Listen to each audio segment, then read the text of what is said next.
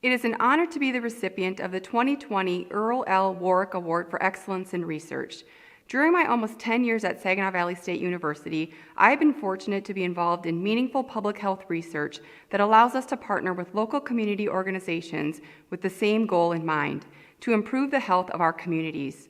Our projects have touched the lives and had a positive impact on many people throughout the Great Lakes Bay region. Community-based research cannot be done in isolation. It is a true collaborative team effort. I would like to thank the administrators at SVSU for their support when it comes to research projects.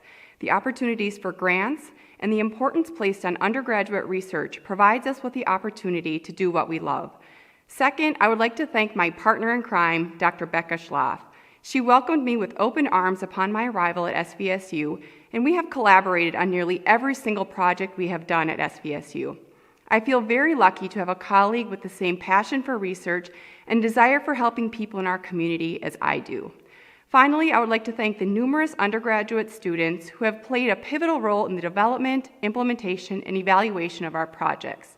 Not only do these opportunities benefit them, but they benefit us equally. Without them, much of our work would be impossible.